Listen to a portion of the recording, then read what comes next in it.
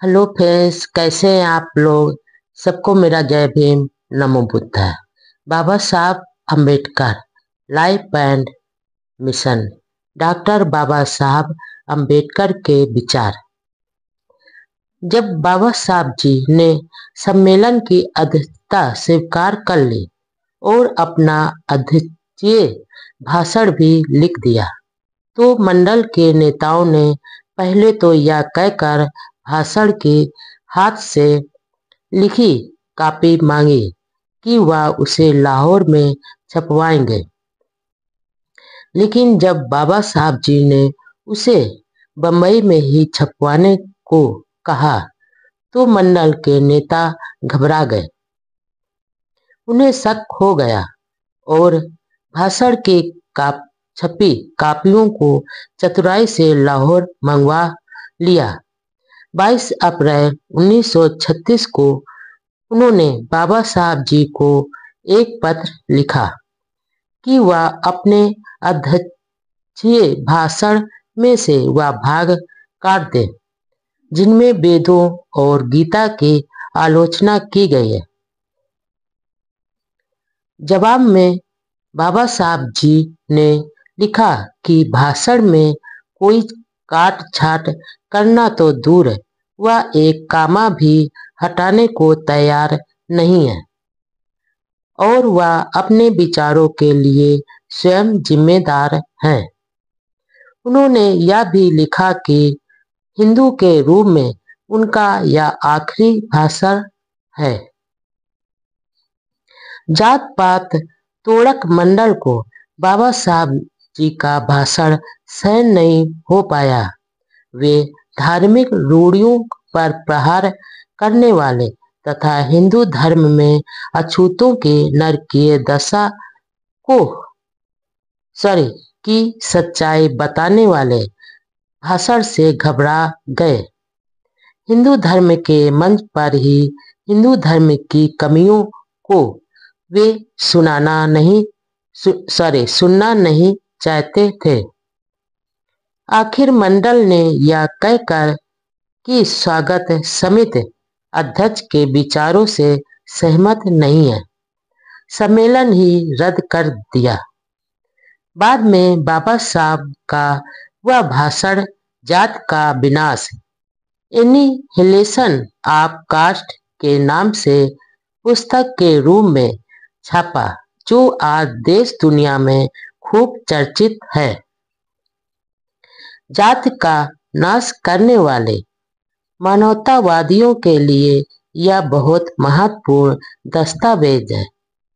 उस किताब के अंग्रेजी संस्करण हाथों हाथ बिक गए और मांग इतनी बढ़ी कि उसका गुजराती, मराठी, पंजाबी, तमिल भाषाओं में भी अनुवाद कर छापा गया। इस घटना से हिंदू धर्म व उसके नेताओं के प्रति बाबा साहब का व्यवहार और अधिक कठोर हो गया। फिर सिख कॉन्फ्रेंस में भाग लेने से हिंदू अधिक चिढ़ गए। साथ में वे घबरा भी रहे थे। गांधी व उनके अनुयायियों में भी खलबली मची हुई थी। गांधी जी ने सेठ बालचंद, हीराचंद और जमनालाल लाल बजाज जैसे करोड़पतियों को डॉक्टर अंबेडकर जी के पास भेजा और उन्हें कई तरह के प्रलोभन दिए। वर्धा में अछूतों ने बाबा साहब का भव्य स्वागत किया। इस पर दोनों सेठों ने कहा कि हम इनके लिए इतना पैसा खर्च करते हैं, लेकिन हमारे साथ ऐसा व्यवहार नहीं करते हैं जिस तरह दिल व उत्साह से ये आपसे मिलते हैं। बाबा साहब ने तुरंत उत्तर दिया, माँ और दाई में जो फर्क है वह मुझ में और आप में है। डॉक्टर अंबेडकर जी हिंदू धर्म के लिए ललकार हैं। गांधी, जात का विनाश नाम से प्रकाशित उस पुस्तक का सार स्वयं बाबा साहब जी ने इस प्रकार बताया। जात पात की व्यवस्था ने हिंदू धर्म को बर्बाद कर दिया। यह फैलना तो दूर पतन की ओर जा रहा है। जब तक जाति वर्ण भेद रहेगा, इसमें शुद्धि आंदोलन चलाना एक मूर्खता होगी।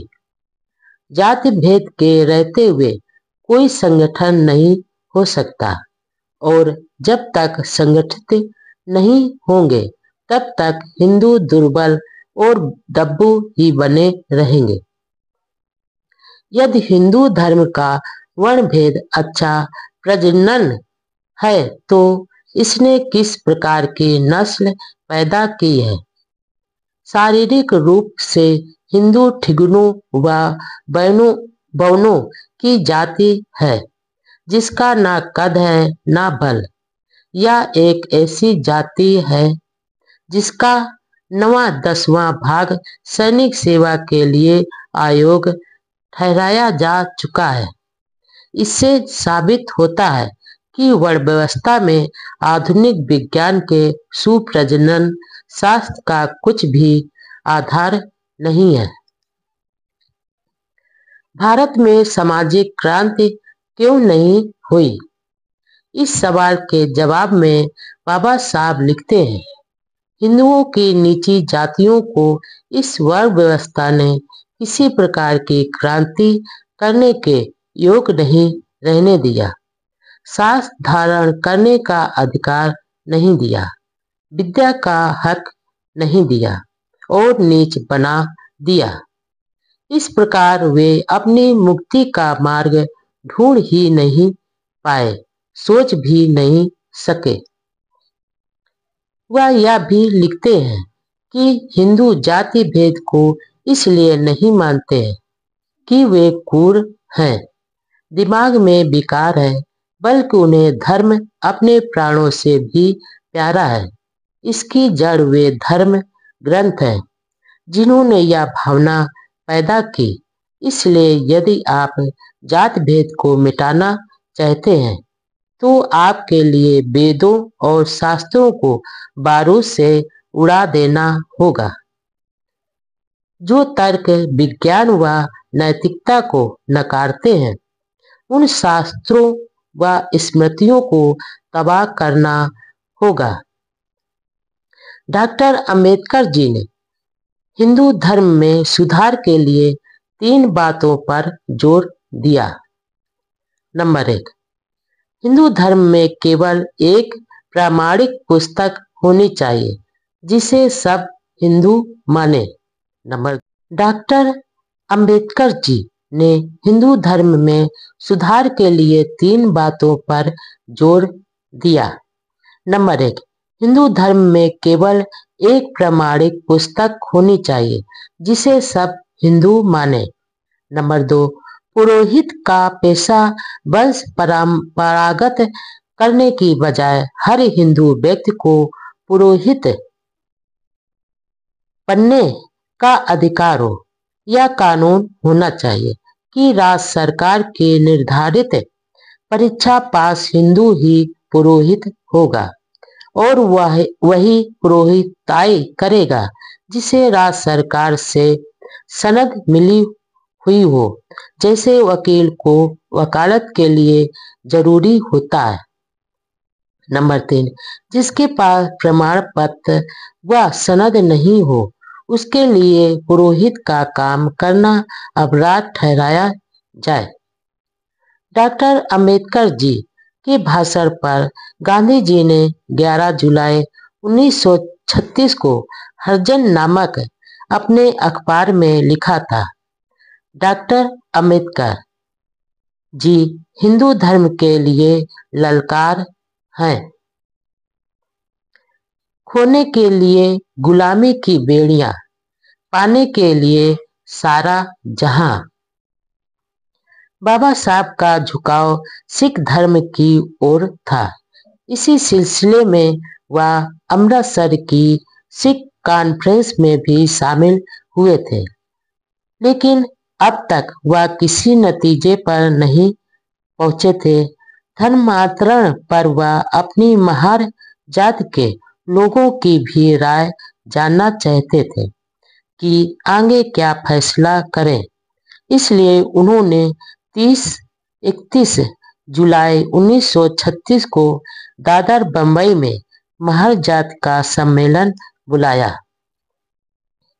इसमें यूरोपीय पादरी स्टेनले जोन्स व भास्कर राव जाधव जैसे नेता भी उपस्थित थे।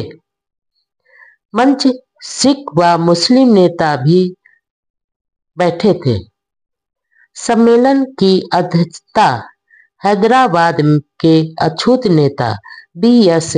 वेंकट राव ने की।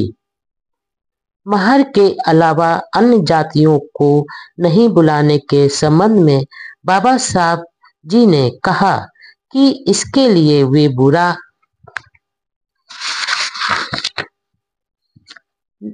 नहीं माने।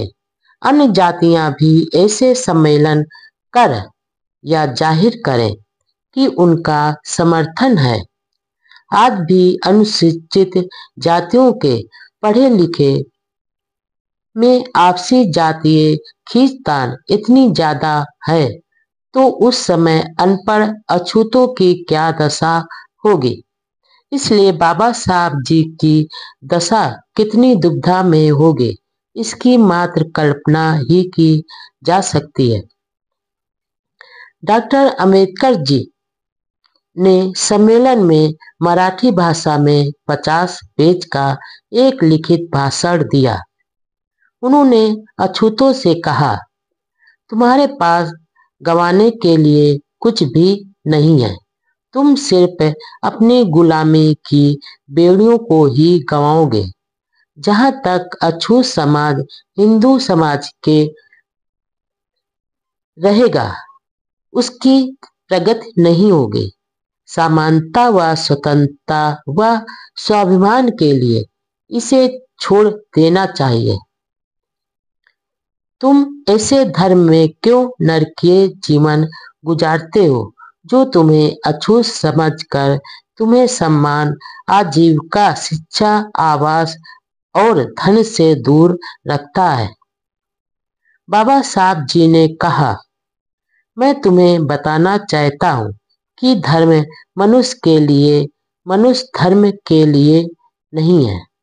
और जो धर्म तुम्हें नीच समझता है वह धर्म नहीं, गुलाम बनाए रखने की साजिश है।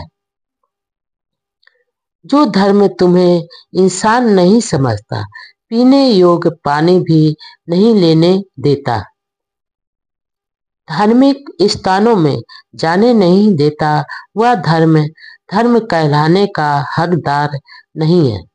जो धर्म तुम्हें शिक्षा से वंचित रखता है, शारीरिक संसारिक विकास में बाधा डालता है, उसे धर्म हरगिज नहीं कहा जा सकता।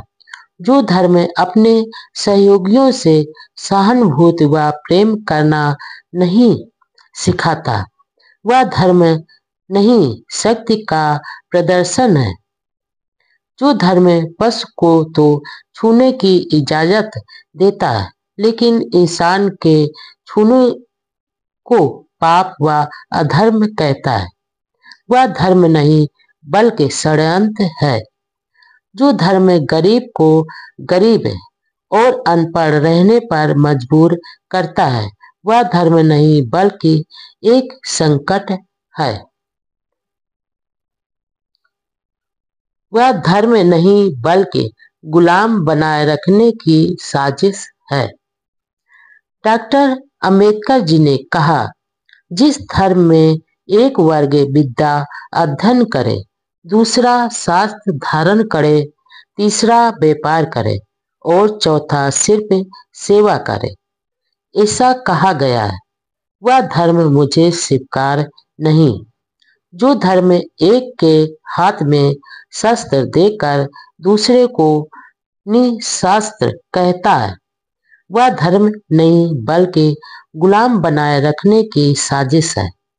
जो धर्म कुछ लोगों के लिए धन प्राप्त करने का मार्ग खुला रखता है और बाकी लोगों को गुजारने के लिए दूसरों पर निर्भर रहने की आज्ञा देता है, वह धर्म नहीं बल्कि बड़ी स्वार्थपरता है।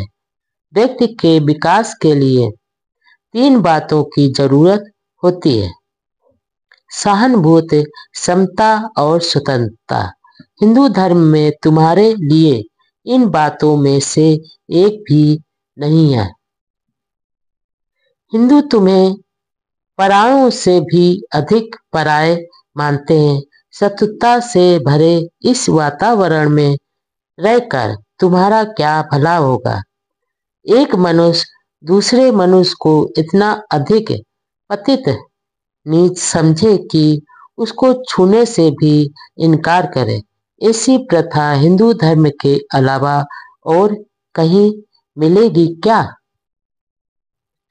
कुछ लोग या तो कहते हैं कि छुआछूत हिंदू धर्म के माथे पर कलंक है, लेकिन हिंदू धर्म कलंकित है ऐसा एक भी हिंदू नहीं मानता। लेकिन तुम कलंकित हो, अपवित्र हो, या तो हिंदू मानते हैं। तुम्हारे में से जो मुसलमान या ईसाई हो गए, उनको हिंदू लोग अछूत नहीं मानते। तुम्हारी गरीबी, गुलामी व असमानता के लिए यदि कोई कारण है, तो वह तुम्हारा हिंदू धर्म है। जिस धर्म में मनुष्य की मनुष्यता का कोई मोल नहीं, वह धर्म किस काम का? कण कण में ईश्वर तो फिर अछूत पशु से बदतर क्यों? कण कण में ईश्वर का वास है ऐसे मानने वाले ढोंगी हैं, क्योंकि वे इंसान को पशु से भी बदतर मानते हैं। ईसाई और मुसलमान धर्म में ऊंच नीच नहीं है, लेकिन हिंदू लोग तुम्हें नीच समझते हैं, इसलिए मुसलमान और ईसाई भी तुम्हें नीच समझते हैं। इसलिए इस कलंक को धोने का सही उपाय है, और वह है हिंदू धर्म का त्याग। यह कहा जाता है कि हिंदुओं में कई लोग हिंदू धर्म में सुधार करने के लिए तैयार हैं, इसलिए उनके सहयोग से जाति भेद व छुआछूत को नष्ट करने की बजाय धर्म को छोड़ना उचित नहीं है।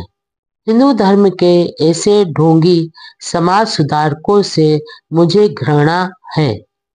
अमेरिका में काले निग्रो को श्वेतों की गुलामी से आजाद कराने के लिए वहां के गोरे समाज सुधारकों ने गोरे शोषकों के खिलाफ ही घोर संघर्ष किया। क्या हिंदू समाज सुधारक अछूतों को श्रवण हिंदुओं की गुलामी से मुक्त कराने के लिए वैसा गृह युद्ध करने को तैयार है? हिंदू धर्म मेरी बुद्धि को जचता नहीं। लेकिन बाबा साहब जी ने साथ में यह भी कहा, धर्मांतरण की सार्थकता जांचे बिना कोई भी धर्मांतरण नहीं करे। यह मेरी राय है। धर्म मनुष्य के लिए है, मनुष्य धर्म के लिए नहीं। बाबा साहब जी ने कहा है, धर्म मनुष्य के लिए है, मनुष्य धर्म के लिए नहीं। इस सम्मेलन में दिया गया भाषण डॉक्टर अंबेडकर जी के ऐतिहासिक महत्व के उत्कृष्ट भाषणों में से एक है। सम्मेलन में धर्मांतरण करने का प्रस्ताव पास हुआ। डॉक्टर अंबेडकर जी ने सिख, इस्लाम, बौद्ध सभी धर्मों के प्रतिनिधियों से मिलकर विचार विमर्श किया, लेकिन सभी को यही जवाब दिया कि मैं अभी तक किसी निश्चित नतीजे पर नहीं पहुंचा हूं। दरअसल वह सभी को आजमा रहे थे, लेकिन बाबा साहब जी की एक बात बहुत ही महत्वपूर्ण थी वह यह थी कि हालांकि उन्हें हिंदू धर्म और हिंदू समाज से लाख शिकायतें थी, लेकिन वह भारतीय हिंदू समाज के प्रति अपनी मानवीय जिम्मेदारी भी महसूस करते थे। उनमें बदले की भावना कतई नहीं थी। वह इसी समाज व देश में रहकर मानवता की सेवा करना चाहते थे। वह एक स्वाभिमानी सज्जन व मानवतावादी पुरुष थे। उन्होंने कहा, इस्लाम या ईसाई धर्म स्वीकार करने से दलितों की राष्ट्रीयता में अंतर आ जाएगा। यदि वे इस्लाम कबूल करेंगे तो मुसलमानों की संख्या देश में दुगनी हो जाएगी और मुस्लिम सत्ता या राष्ट्र का खतरा भी पैदा होगा।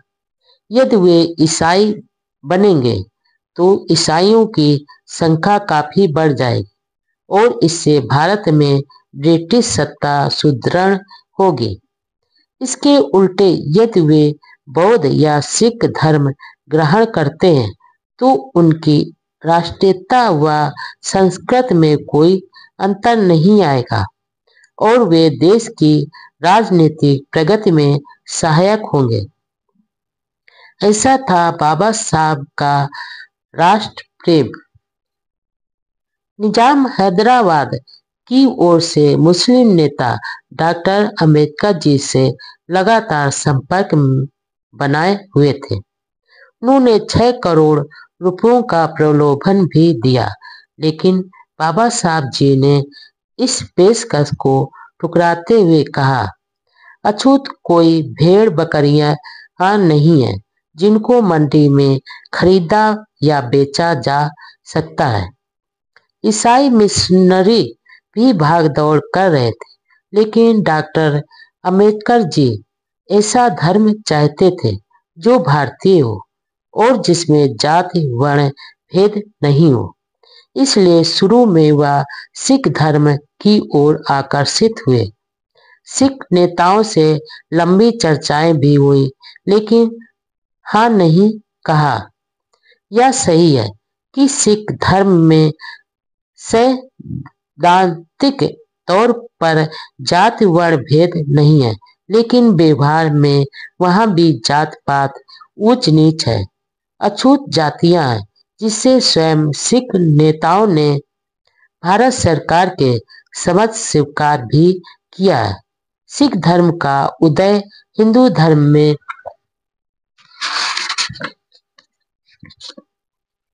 जात पात, ब्राह्मणवाद, ऊंच नीच व अंधविश्वास के खिलाफ विद्रोह के रूप में हुआ था, लेकिन बाद में सिख धर्म खुद इनकी चपेट में आ गया। गांधी वर्ण व्यवस्था के रक्षक थे, डॉक्टर अंबेडकर इसके विनाशक। धर्मांतरण की घोषणा के बाद एक विचित्र बात यह मालूम होती है कि दलित जातियों को अपने अपने धर्म में शामिल करने के लिए अर्थात गले लगाने के लिए सभी धर्म चाहते थे। उनके नेता बार बार डॉक्टर अंबेडकर जी से मिल रहे थे, भविष्य में धर्म परिवर्तित अछूतों के सामाजिक आर्थिक विकास का भरोसा भी दिला रहे थे। एक मुश्त करोड़ों रुपए सहायता राशि देने को भी तैयार थे, लेकिन हिंदू धर्म गुरु व समाज के नेता अछूतों व उनके नेता डॉक्टर अंबेडकर जी को मनाना तो दूर उल्टा गालियां दे रहे थे। कुछ गिने चुने सुधारवादी लोग चिंता जता रहे थे, लेकिन उनका कोई महत्व नहीं आका रहा था। पूरा हिंदू समाज उदासीन व बेफिक्र था। धर्म को बचाने की बजाय डॉक्टर अंबेडकर जी को कोसने में लगा हुआ था। अछूतों का धर्मांतरण के निर्णय से हिंदू नेता परिचित थे, लेकिन वे उदासीन थे। उनमें ऐसी उदासीनता क्यों है, इसके बारे में डॉक्टर अंबेडकर जी ने लिखा, उदासीनता से बढ़कर कोई रोग नहीं हो सकता है और वर्ण व्यवस्था के जाति वर्ण भेद के कारण ये उदासीन है, क्योंकि वर्ण भेद के रहते संगठित हो ही नहीं सकते, सहयोग नहीं कर सकते। कांग्रेस के नेता भी धर्मांतरण के सवाल पर उदासीन ही रहे। उधर हिंदू नेता कांग्रेस नेताओं की आलोचना करते थे। वर्ण व्यवस्था हिंदू धर्म का एक रोग है, जिसके लिए गांधी जी ने डॉक्टर अंबेडकर जी को कहा था, यदि आप वर्ण भेद का विनाश करना चाहते थे तो मैं आपके पक्ष में नहीं हो सकता। यानी गांधी रोग के रक्षक थे और डॉक्टर अंबेडकर जी रोग के विनाशक थे। आखिर गंदगी को गंदगी से कैसे धोया जा सकता है? जात भेद का समर्थन करके छुआछूत का निवारण नहीं किया जा सकता। डॉक्टर अंबेडकर जी द्वारा धर्मांतरण की घोषणा के बाद मैसूर राजा ने घोषणा कर दी कि दरबार के दशहरा महोत्सव में दलित जात के लोग शामिल हो सकेंगे और sir G P Ramaswami Iyer की कोशिशों के बाद त्रिवणकोर रियासत में राज के अधीन सैकड़ों मंदिरों के दरवाजे अछूतों के लिए खुले कर दिए। गांधी जी पहले यंग इंडिया नाम से अखबार निकालते थे, लेकिन पुणे समझौते के बाद इसका नाम हरिजन कर दिया।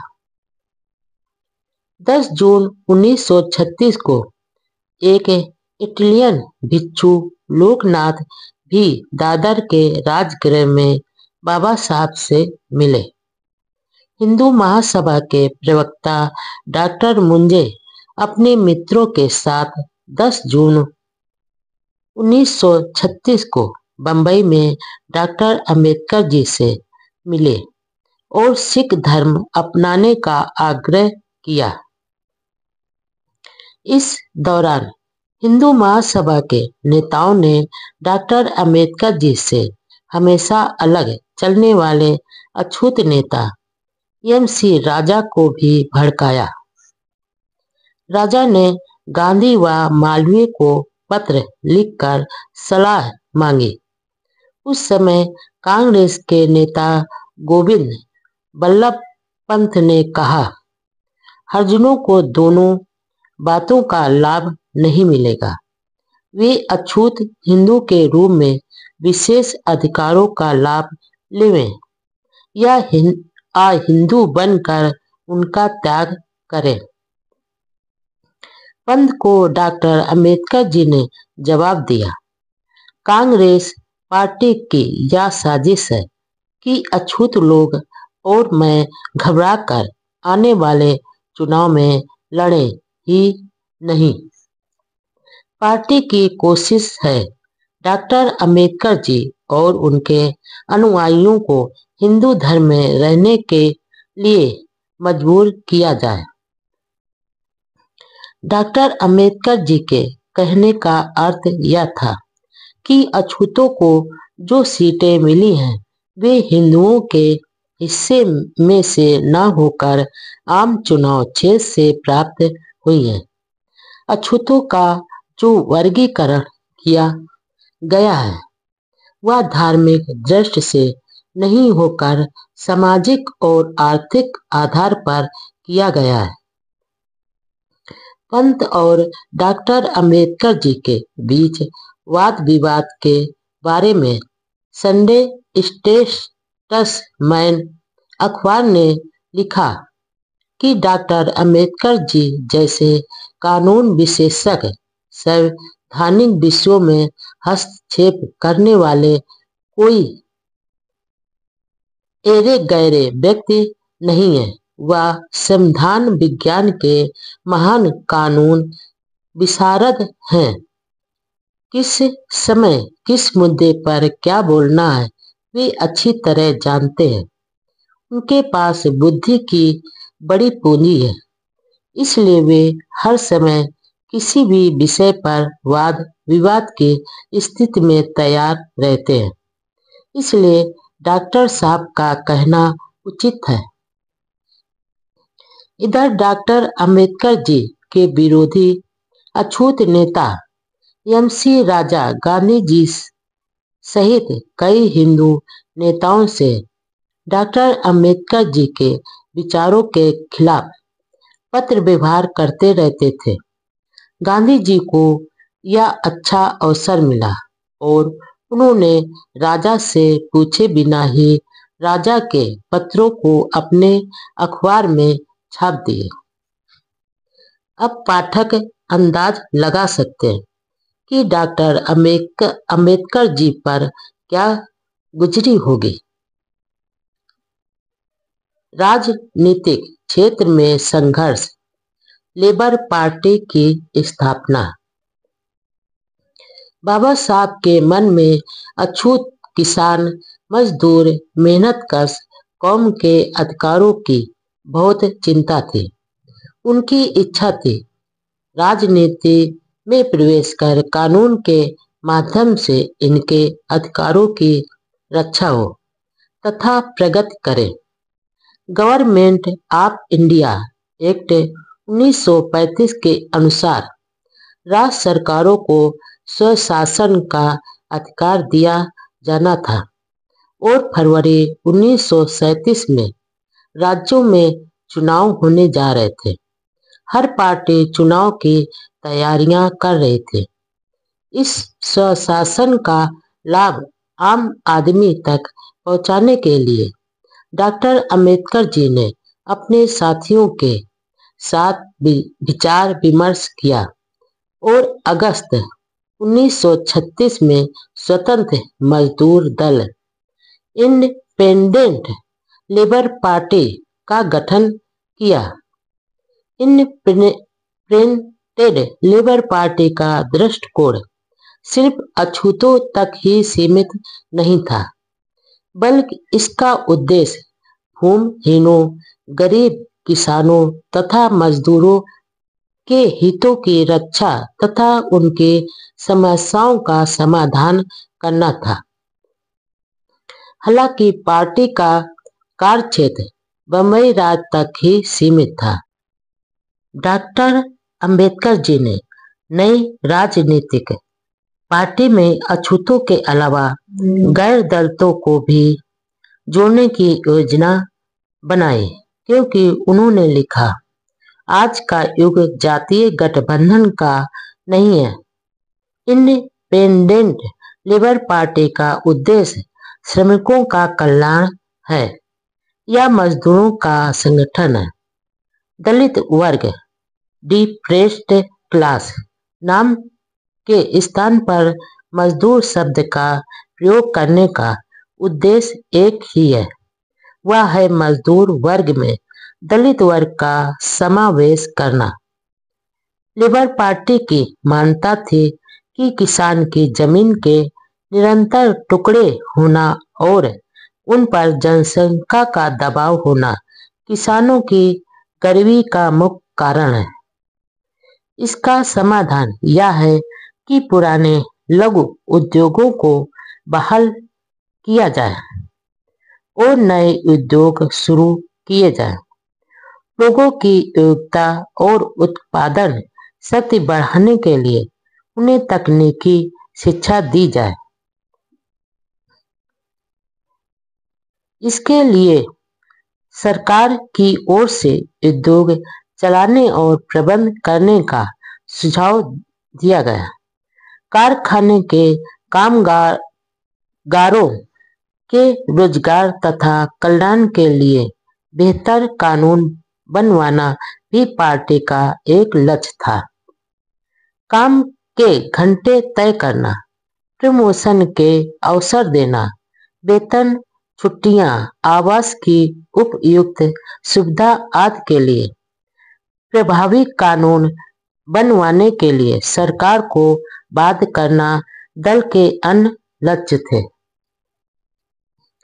सामाजिक सुधारों के बारे में पार्टी ने घोषणा की कि पार्टी समाज सुधारकों व प्रगतिशील विचारकों को सहयोग करेगी तथा पूंजीवाद, ब्राह्मणवाद, सामंतवाद व धर्मांधता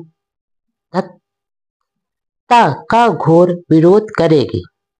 पार्टी में सुझाव दिया कि धार्मिक स्थलों का अतिरिक्त बेशुमार धन शैक्षणिक कार्यों में खर्च किया जाना चाहिए। गांव की दशा सुधार कर आधुनिकीकरण की भी पार्टी योजना बनाएगी। पार्टी में सभी जाति वर्ग के मजदूर किसान सदस्य थे। इसकी शाखाएं मध्य प्रांत व मद्रास में भी खोली गई। बम्बई के मजदूर बाबा साहब का बहुत सम्मान करते थे। बम्बई के मिल मजदूरों की दशा से डॉक्टर अंबेडकर जी की अच्छी तरह परिचित थे। विद्यार्थी जीवन में मिल में काम करने वाले अपने संबंधियों को उनके भोजन के डिब्बे मिल तक पहुंचाने का काम डॉक्टर अंबेडकर जी कर चुके थे। उनको समाज के हर शोषित पीड़ित वर्ग से सहानुभूति थी। विदेश का दौरा और विवाह की अफवाह। कई क्षेत्रों में रात दिन शारीरिक भागदौड़ व मानसिक श्रम के कारण बाबा साहब के स्वास्थ्य पर असर पड़ रहा था। इस कारण 11 नवंबर 1936 को उन्हें स्वास्थ्य लाभ के लिए यूरोप जाना पड़ा। वहां वे वियना, लंदन, जेनुआ व बर्लिन में रहे।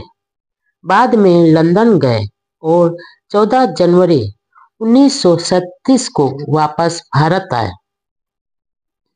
दरअसल बाबा साहब का मुख्य उद्देश्य तो लंदन जाना था, जहां उन्हें ब्रिटिश अधिकारियों से यह चर्चा करनी थी कि अछूतों द्वारा सिख धर्म अपनाने के बाद नए संविधान में क्या उनके राजनीतिक हित सुरक्षित रहेंगे।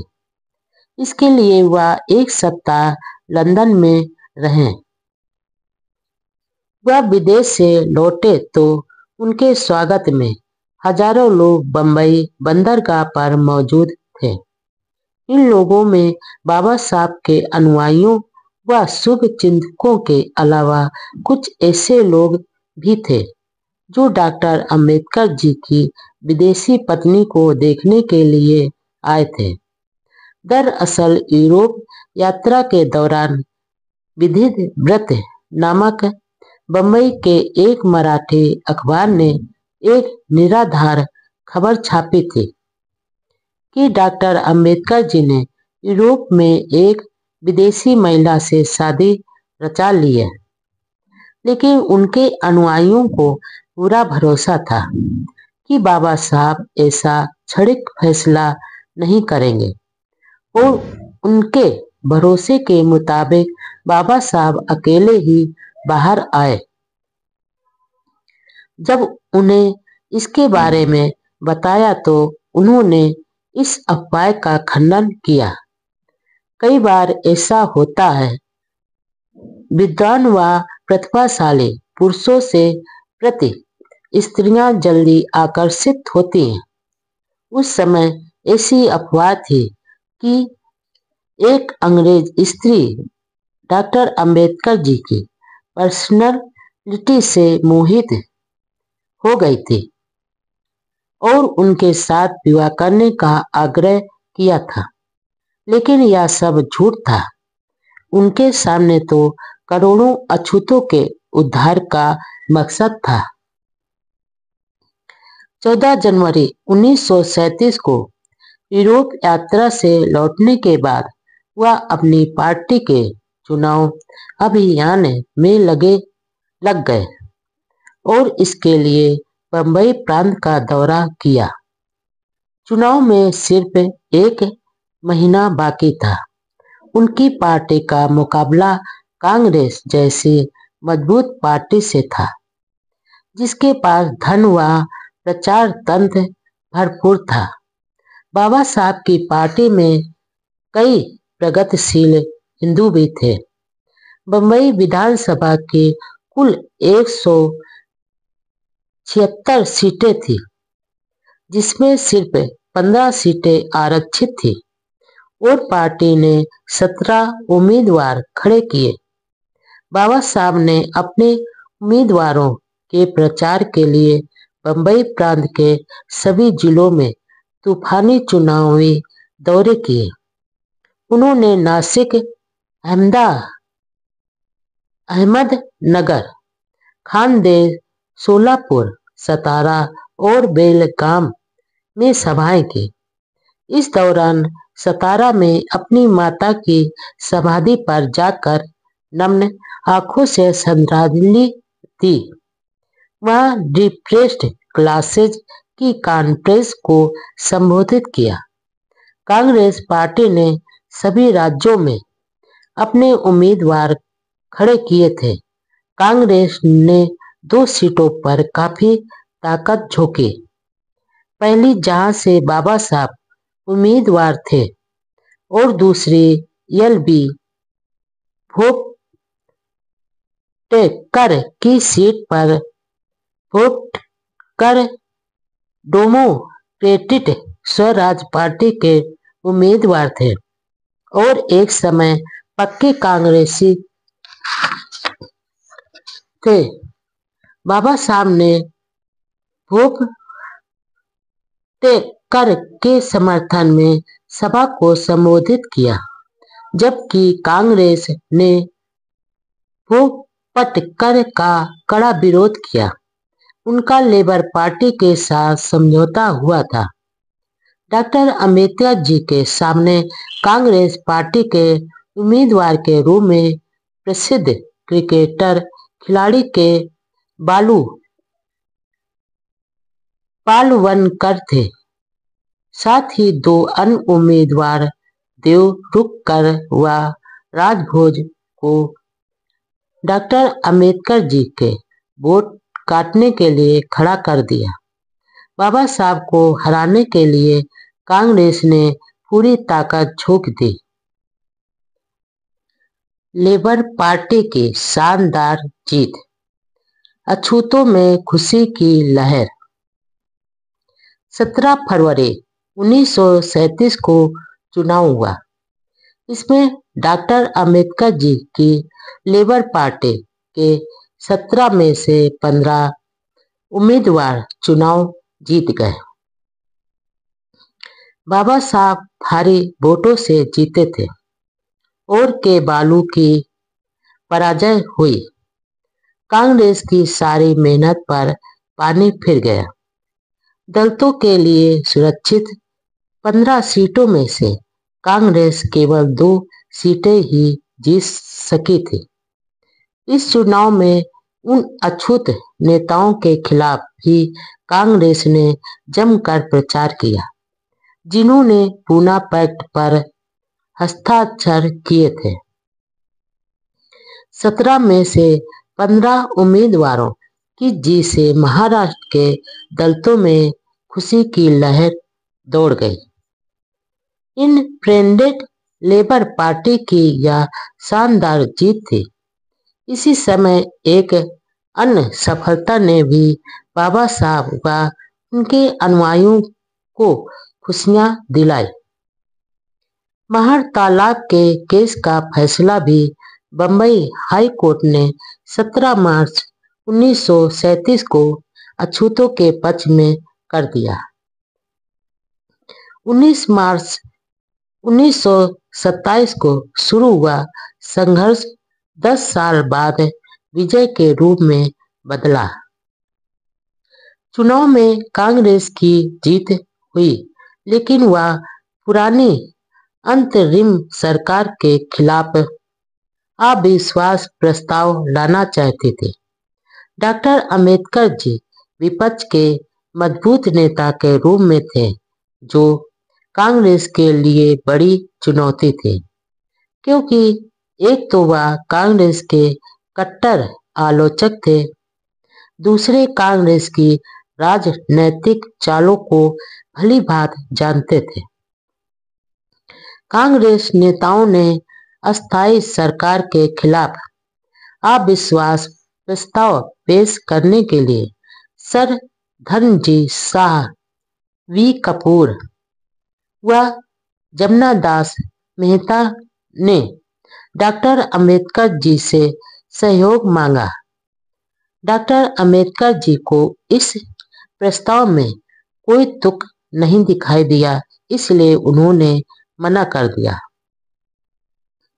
थोड़े दिनों बाद इंडिपेंडेंट लेबर पार्टी की एक विशाल सभा बंबई के कामगार मैदान में हुई। इस सभा में बोलते हुए डॉक्टर अंबेडकर जी ने कांग्रेस को चेतावनी दी, हमें यह नहीं लगता कि ब्रिटिश सत्ता से कांग्रेस पार्टी का चल रहा कथित संघर्ष खत्म होने तक हमारे दुख और शिकायतें वैसी ही चलती रहें। अपने भाषण में कांग्रेस के जवाहरलाल नेहरू की उस सोच की कड़ी निंदा की, जिसके कारण उन्होंने अपने नौकर हरि को दलित वर्ग के नामी उम्मीदवार के सामने खड़ा कर दिया और उस अछूत नौकर को जितवा भी दिया। उन्होंने यह भी स्पष्ट किया कि अंतरिम सरकार में उन्होंने मंत्री पद क्यों नहीं स्वीकार किया। उन्होंने बताया कि ऐसे मंत्रिमंडल में मंत्री बनने का क्या औचित्य था जो अल्पमत में हो और अधिक समय तक चलने वाला नहीं हो। बंबई विधानसभा। डॉक्टर अंबेडकर जी ने हरिजन शब्द का विरोध किया। आखिर कांग्रेस ने सरकार बनाने का फैसला किया। अस्थायी सरकार ने त्याग पत्र दे दिया था। 19 जुलाई 1937 को विधानसभा में चुने गए नए मंत्रिमंडल ने शपथ ग्रहण की, जिसमें एक भी दलित मंत्री नहीं था, अधिकतर ब्राह्मण ही थे। शपथ ग्रहण समारोह में अन्य सदस्यों के विपरीत डॉक्टर अंबेडकर जी ने गीता पंथ हाथ में रखकर शपथ ग्रहण करने से मना कर दिया और अलग सम्मानजनक ढंग से शपथ ग्रहण की। उस समय की विधान सभाओं में बंबई विधानसभा के सदस्य डॉक्टर अंबेडकर जी और जमना दास मेहता, जो विरोध पक्ष में थे, देश भर के श्रेष्ठ विधायकों में गिने गए थे। डॉक्टर अंबेडकर जी पूरी विधानसभा में सबसे अधिक शिक्षित, योग्य व निडर सदस्य थे। कांग्रेस के अधिकतर विधायक नौसिखिए व जानकारियों के अनभिज्ञ थे, जो कांग्रेस कभी ऊंची आवाज में ब्रिटिश सरकार के विरोध में कहती थी कि विधानमंडल में जाना हराम है। जिस पार्टी के लोग ऊंची भाषा में कहते थे कि विधानमंडल में तो डेडे चमार जाएंगे, हम नहीं, वही पार्टी अब ब्रिटिश सत्ता के अधीन मंत्रिमंडल बनाकर सत्ता में थी। विधानसभा में एक बार एक सरकारी बिल में अछूतों के लिए हरिजन शब्द का प्रयोग करने की सिफारिश की गई। उसका विरोध नासिक के दलित नेता बाबा साहब गायकवाड़ और डॉक्टर अंबेडकर जी ने किया। अछूत सदस्यों का बहुमत हरिजन शब्द के खिलाफ होने के बावजूद सवर्ण हिंदुओं के बहुमत के आधार पर हरिजन शब्द उनके मत्थे मढ़ दिया गया। दादा साहब गायकवाड़ का यह तर्क था कि यदि अछूत लोग ईश्वर के जन हैं, तो क्या सवर्ण हिंदू किसी दानव से संबंधित हैं?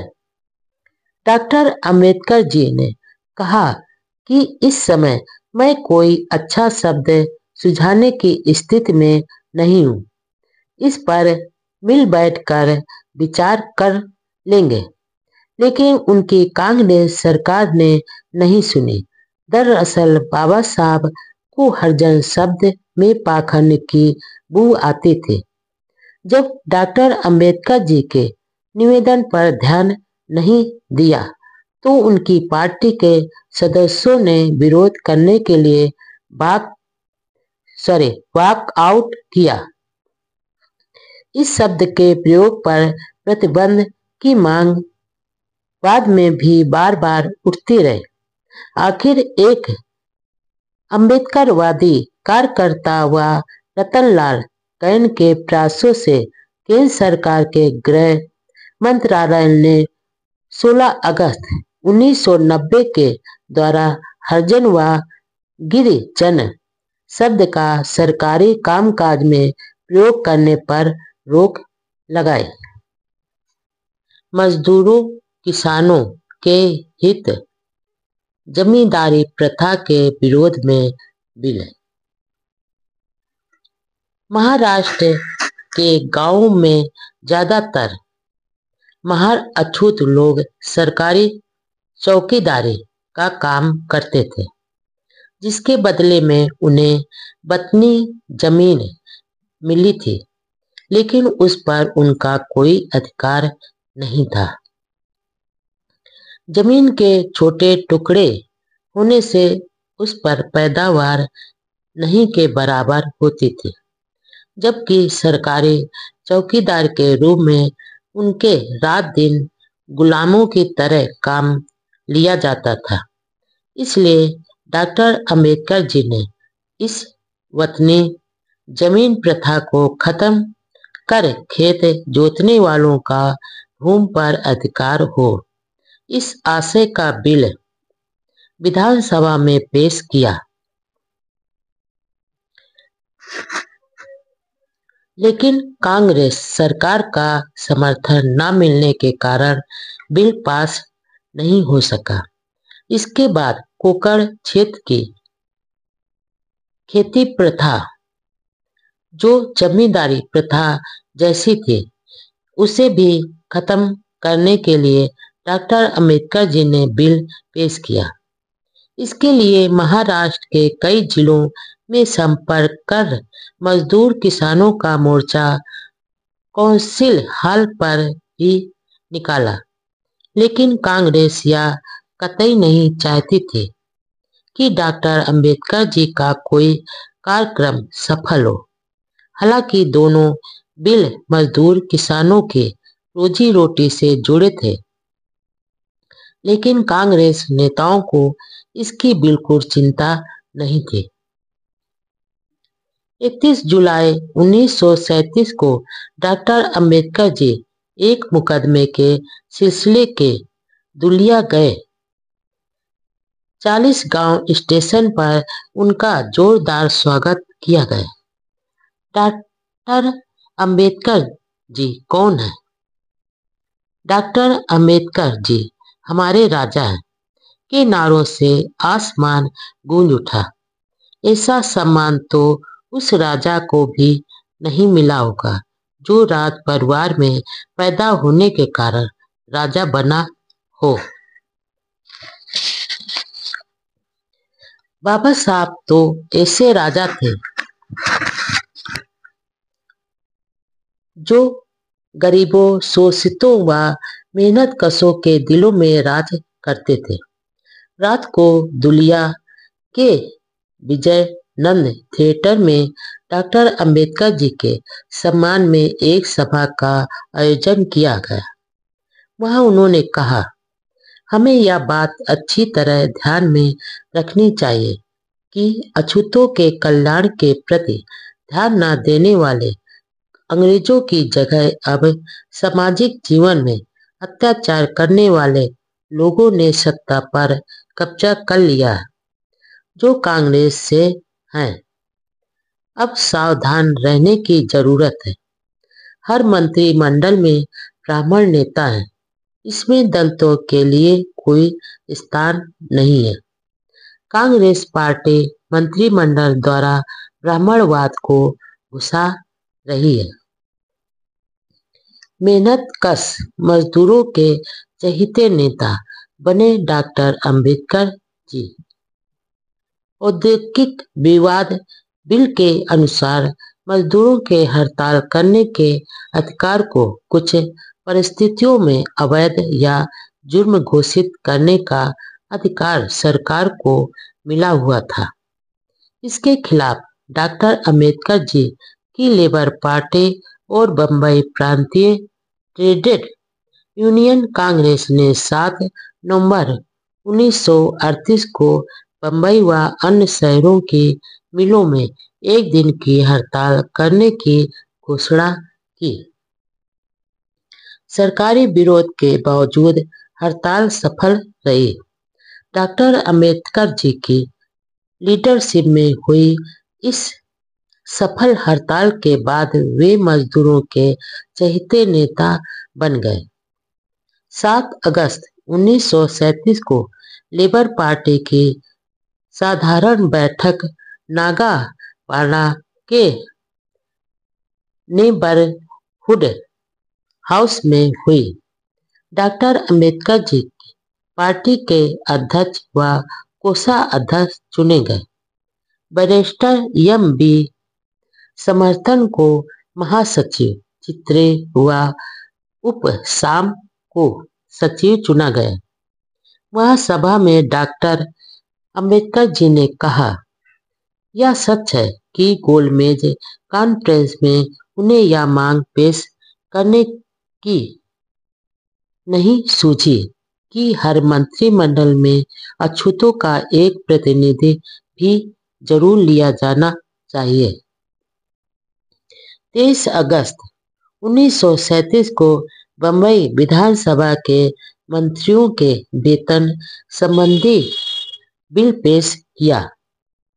इस बिल में मंत्रियों का वेतन 500 रुपये हर महीने, साथ में गाड़ी, मकान, भत्ता आदि प्रस्तावित था। डॉक्टर अंबेडकर जी ने कई आधार पर इसका विरोध किया। उन्होंने कहा, मंत्रियों का वेतन निर्धारित करते समय 4 सिद्धांतों से नियंत्रित होना जरूरी है।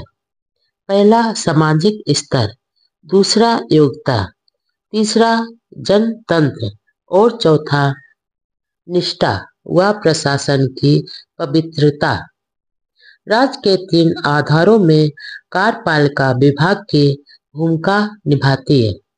जो व्यक्ति योग्य है उसके लिए 500 रुपये की राशि जनता द्वारा प्रदत्त विश्वास की तुलना में कोई महत्व नहीं रखती, इसलिए वह जीवन के अन्य क्षेत्रों में जा सकता है। और परिणाम यह हो सकता है कि जिनके लिए पैसों का विरोध महत्व नहीं है, वे लोग राजनीतिक शक्ति पर कब्जा जमा लेंगे। उन्होंने आगे कहा, यदि देश के जीवन स्तर को ध्यान में रखा जाए तो हर मंत्री को 75 रुपये वेतन मिलना चाहिए। जैसा कि डॉक्टर जॉनसन का विचार था कि देशभक्ति दुष्ट बदमाशों के लिए अंतिम शरण है, उसमें मैं इतना जोड़ना चाहता हूँ कि राजनीतिज्ञों के लिए भी देशभक्ति अंतिम आश्रय स्थान है। उन्होंने मंत्रियों के ढोंग व त्याग का भी जिक्र किया और कहा कि मंत्रियों को इतना वेतन जरूर दिया जाना चाहिए कि वे भ्रष्ट न हो। सदन में सदस्य नामदार खेर ने बाबा साहब जी द्वारा ही जारी जा रही निस्वार्थ सेवा की खूब सराहना की।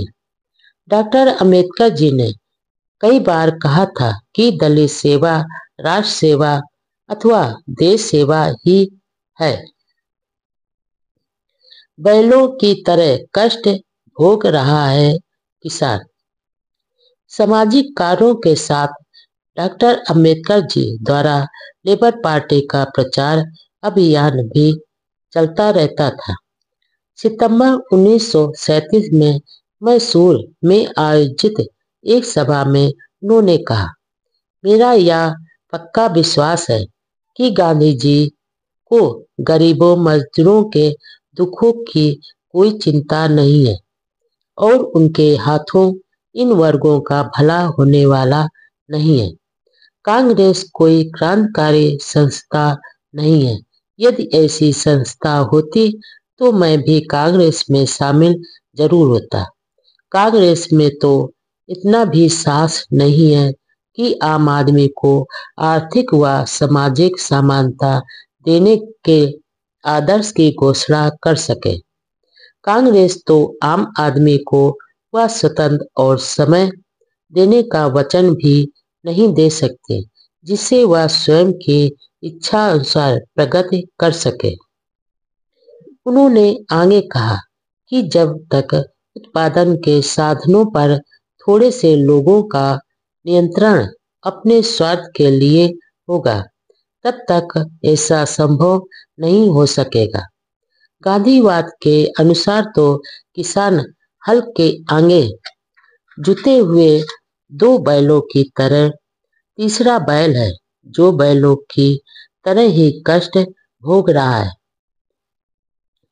17 सितंबर 1937 को बम्बई विधानसभा के पुणे सत्र में डॉक्टर अंबेडकर जी ने कोकण क्षेत्र में प्रचलित बेगारी की खोती प्रथा को बंद करने के लिए बिल पेश किया। इस प्रथा के अनुसार जब भी रजवाड़ों का मन होता मेहनतकश मुजारों किसानों को भूमि से हटा दिया जाता था। बाबा साहब ने खेतों पर खेती करने वाले किसानों को मालिकाना अधिकार की मांग की। भारत के इतिहास में यह पहला अवसर था जब विधानसभा में किसानों के हितों के लिए कोई विधायक इस तरह के बिल पेश कर रहे थे। सरकार के किसान विरोधी रवैये के कारण इस बिल पर विधानसभा में विचार नहीं हो सका। मुजारों किसानों से अतिरिक्त काम लिया जाता था जिसके खिलाफ भी बाबा साहब ने बिल पेश किया। उस समय तो कुछ नहीं हो पाया लेकिन 1950 को कानून की धारा के अधीन या अपराध घोषित किया गया। बाबा साहब ने दूसरा बिल महार वतन कुप्रथा को बंद करने के लिए पेश किया जिसके लिए वह 1927 से आंदोलन चला रहे थे। आखिर 1959 में महार वतन की प्रथा बंद हुई। एक उर्दू दैनिक अखबार के संपादक अली बहादुर खान ने प्रसिद्ध मराठी अखबार विधित व्रत के संपादक आर के तटनीस के खिलाफ एक लेख के सिलसिले में मानहानि का मुकदमा दर्ज कर रखा था। तटनीस बाबा साहब के घनिष्ठ मित्र थे इसलिए उन्होंने अपने मित्र के केस में बहुत अध्ययन कर पैरवी की। वह एक ही दिन में 7 घंटे तक लगातार बहस का उत्तर देते रहे। शोषणकारी शक्तियों से हमेशा सावधान रहें। उन दिनों मिलों के बुनाई आदि कुछ विभागों में अछूतों को नौकरी नहीं दी जाती थी। रेलवे विभाग में पोर्टर तक की नौकरी अछूतों को नहीं दी जाती थी, क्योंकि पोर्टरों से स्टेशन मास्टर घरेलू काम करवाते थे, इसलिए अछूतों को नहीं लेते थे। डॉक्टर अंबेडकर जी ने इस अन्याय के खिलाफ बार बार आवाज उठाई। मनमाड़ में रेलवे के अछूत मजदूरों की सभा में डॉक्टर अंबेडकर जी ने कहा, ब्राह्मणवाद और पूंजीवाद ये दोनों मजदूरों के दुश्मन हैं, क्योंकि दोनों समता, स्वतंत्रता व बंधुत्व के खिलाफ हैं। डॉक्टर अंबेडकर जी शुरू से ही कम्युनिस्टों के विरोधी थे। उनका साफ कहना था कि कम्युनिस्टों ने अपने राजनीतिक उद्देश्यों के लिए मजदूरों का शोषण किया है। साम्यवादियों की वर्ग आधारित आर्थिक व्याख्या से डॉक्टर अंबेडकर जी सहमत नहीं थे। वह मानते थे कि सिर्फ धन ही नहीं, बल्कि धर्म और सामाजिक सम्मान भी जीवन में महत्वपूर्ण है। सामाजिक सुधार की समस्या सब समस्याओं की जड़ है और कम्युनिस्ट उस पर विचार नहीं करते हैं। नवंबर 1937 में बंबई के आद्रविड़ तरुण संघ के कुछ अछूत युवकों द्वारा बाबा साहब का सम्मान किया गया। वहां उन्होंने युवाओं को आगाह किया कि वे कांग्रेस में नहीं जाएं। यदि वे वहां गए तो अछूतों की आवाज उठाने वाला कोई नहीं रहेगा। इसी महीने में लेबर पार्टी के नासिक के समर्पित नेता भाऊराव गायकवाड़ का बंबई में सम्मान समारोह आयोजित किया गया। भाऊराव ने बाबा साहब के नेतृत्व में अछूतों के सामाजिक, राजनैतिक व धार्मिक अधिकारों के लिए हर जगह संघर्ष किया। डॉक्टर अंबेडकर जी ने उनकी सेवाओं के लिए बहुत प्रशंसा की। बाबा साहब बहुत कम लोगों की ऐसी तारीफ करते थे।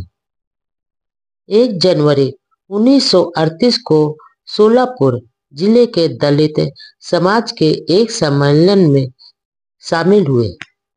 यह सम्मेलन वहां के प्रसिद्ध हिंदू तीर्थ पंढरपुर में आयोजित किया गया। पंढरपुर जाते समय रास्ते में कुर्दवाड़ी स्टेशन पर उनका स्वागत किया गया। वहां से एक खास मोटर में से वे पंढरपुर पहुंचे।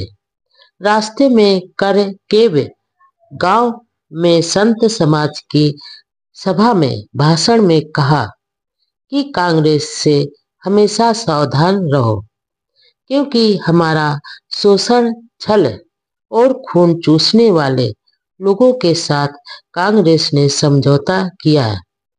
हमें हमेशा याद रखना चाहिए कि खादी के कपड़े व खादी की टोपी पहनकर ये लोग हमारे कल्याण का ढोंग रच रहे हैं। दोपहर को पंढरपुर पहुंचने पर डाक बंगले तक डॉक्टर अंबेडकर जी को जुलूस के रूप में लाया गया। इस सम्मेलन में लगभग 1000 प्रतिनिधि थे। अपने भाषण में डॉक्टर अंबेडकर जी ने कहा कि इस समय 3 सवाल हमारे सामने हैं। पहला, क्या उनको कभी हिंदू समाज में बराबरी का दर्जा मिल सकेगा? दूसरा सवाल कि क्या हमें राष्ट्रीय संपत्ति में पर्याप्त हिस्सा मिलेगा? और तीसरा सवाल यह है कि हमारे स्वाभिमान और स्वयं की सहायता करने के आत्मनिर्भरता आंदोलन का आगे क्या होगा?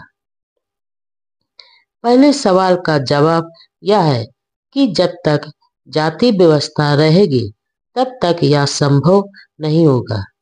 दूसरे सवाल के जवाब में उन्होंने पूंजीवादियों द्वारा शासित कांग्रेस द्वारा पिछड़ों के साथ किए जा रहे व्यवहार की कड़ी निंदा करते हुए बताया कि जब तक कांग्रेस पूंजीपतियों के हाथ में है, तब तक गरीब जनता अपने आर्थिक विकास के लिए वर्तमान सरकार पर विश्वास नहीं कर सकती। इसके लिए बाबा साहब जी ने कहा कि गरीबों का शोषण करने वाले पूंजीपतियों के खिलाफ साझा मोर्चा बनाकर संघर्ष जारी रखना चाहिए होगा। उन्होंने कहा कि हमें यह बात ध्यान में रखनी है कि वे इस कदम द्वारा कुछ भी खोने वाले नहीं हैं, जबकि वे सब कुछ प्राप्त कर सकते हैं। बस उन्हें बलिदान के लिए तैयार रहना होगा। मौत के डर से मुक्त होकर शेरों की तरह गरज कर आगे बढ़ना होगा।